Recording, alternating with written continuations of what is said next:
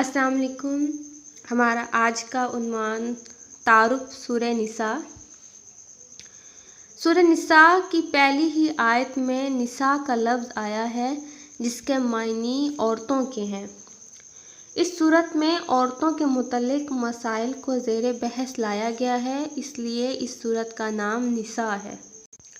مختلف قرأتوں کے تحت اس سورت کی آیات کی تعداد مختلف ہے کیونکہ وقف آیات میں اختلاف ہے۔ سورہ نساء کی کل آیات کی تعداد 176 ہے، اس میں کوئی سجدہ نہیں اور 24 رکوع ہیں۔ یہ سورت پارہ نمبر 4 سے شروع ہو کر پارہ نمبر 6 کے رکوع نمبر 4 تک ہے۔ سورہ نساء مدنی سورت ہے، ترتیب نزولی میں نمبر 92 ہے اور ترتیب توقیفی کے اعتبار سے چوتھے نمبر پر ہے۔ سورہ نساء مکمل طور پر ایک ہی بار نازل ہوئی۔ یہ سورت مختلف خطبوں پر مشتمل ہے۔ اس سورت کی بعض آیات کے شان نزول اور بعض احکامات و واقعات کے پیش نظر اس کا زمانہ نزول غالباً 3 ہجری سے لے کر 6 ہجری تک ہے۔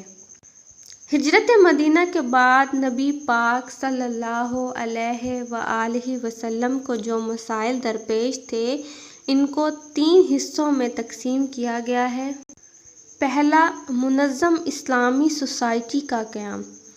منظم اسلامی سوسائٹی کی نشو و نما کی بنیاد ہجرت مدینہ کے بعد پڑ چکی تھی۔ جہالت کے پرانے طریقوں کو ختم کر کے اخلاق، تمدن، معاشرت، معیشت اور تدبیر مملکت کے نئے اصول و ضوابط اپنانے تھے۔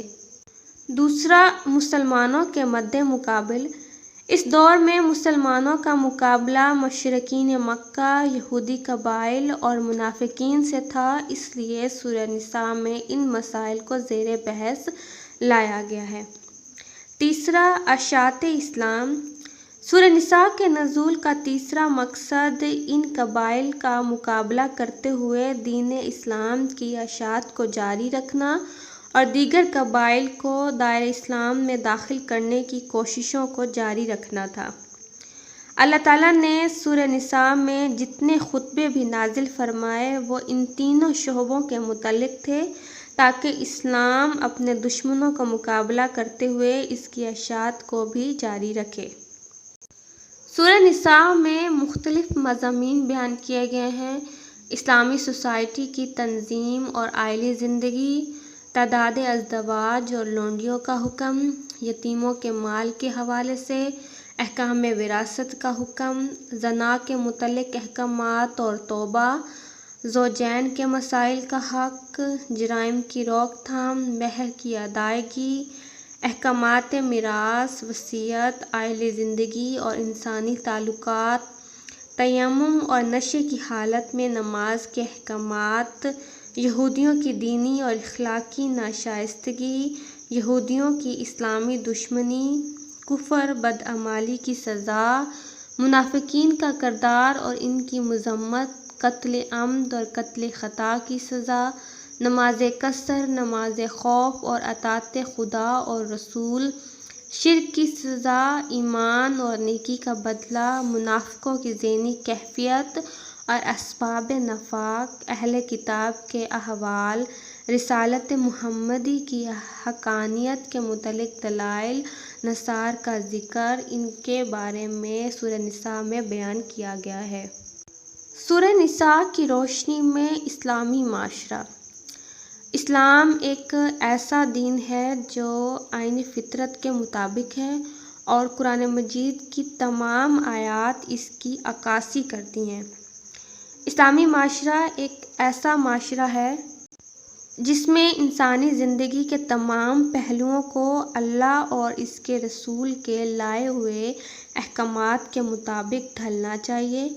سورۃ نساء میں اللہ تعالیٰ نے اس بات کا ذکر کیا ہے کہ اسلامی معاشرہ کس طرح وجود میں آیا اور اس کے قیام میں کن کن امور کو مد نظر رکھا جاتا ہے اور کن اندرونی اور بیرونی مشکلات کا سامنا کرنا پڑتا ہے۔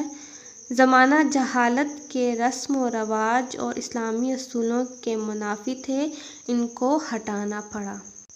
قرآن مجید کی ہر سورت کی ایک خوبی ہوتی ہے جس کو اس کا مرکزی مضمون کہتے ہیں، اور اس سورت میں جو دیگر مضامین بیان کیے جاتے ہیں ان کا مرکز و محور وہی ہوتا ہے جو اس کا مرکزی مضمون ہو۔ سورہ نساء کا مضمون اسلامی معاشرے کو قائم کرنا ہے۔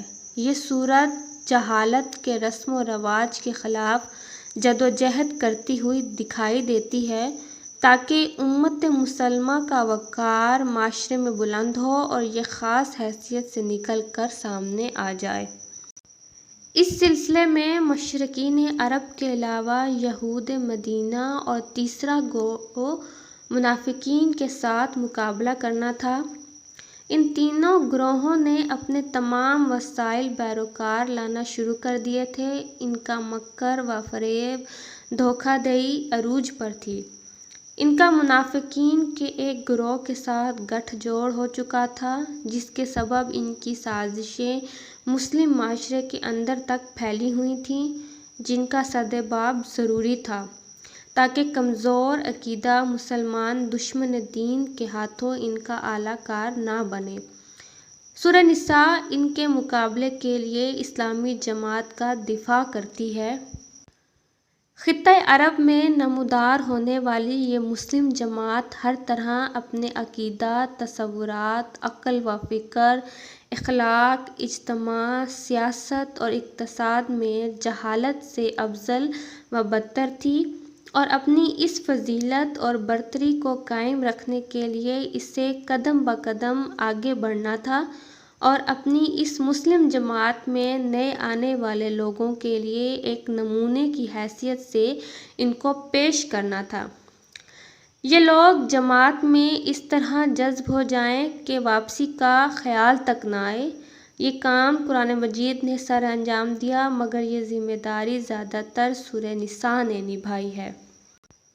زمانہ جہالت میں یتیموں کے متعلق جو رویہ رائج تھا، اس میں زیادہ متاثر خواتین اور بچے ہوئے، کیونکہ یہ کمزور مخلوق ہوتی ہے، ان پر جبر و ظلم کیا جاتا تھا۔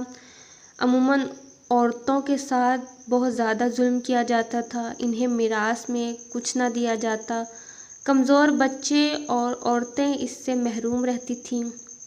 سورہ نساء نے ان کمزور افراد معاشرے کی طرف توجہ دی اور انہیں ان کے جائز انسانی حقوق دلوانے میں اہم کردار ادا کیا۔ آئلی زندگی میں اصلاح کا پہلو نکالا، مرد کے ظلم و ستم کا راستہ بند کر دیا اور عورت کو اس کا فطری مقام دلوایا۔ گھریلو زندگی میں عادلانہ نظام کو قائم کیا، خاندانی زندگی کی ناہمواریوں کو ختم کر دیا اور مضبوط بنیادوں پر ایک منظم و متوازن معاشرہ قائم کیا۔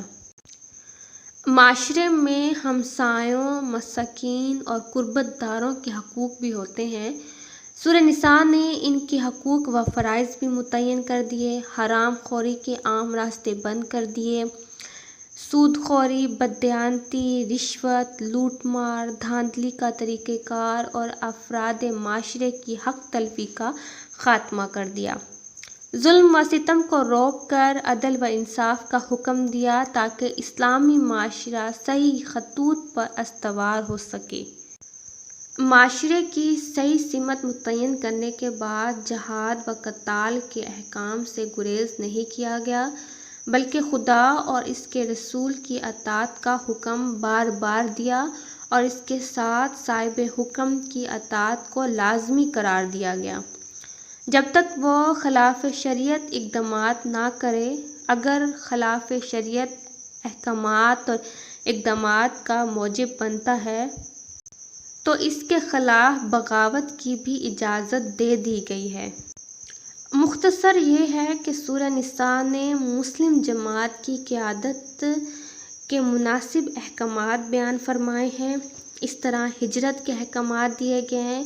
یہ لوگ کفر سے نکل کردار اسلام کی طرف ہجرت کریں تاکہ مسلم معاشرے کی قوت یکجا ہو کر دشمنان اسلام کا مقابلہ کرتے ہوئے اپنے دفاع کرنے کی پوری صلاحیت پیدا کرے۔ ناظرین، ہم نے سورہ نساء کا تعارف اور سورہ نساء کی روشنی میں اسلامی معاشرے کے متعلق پڑھا ہے،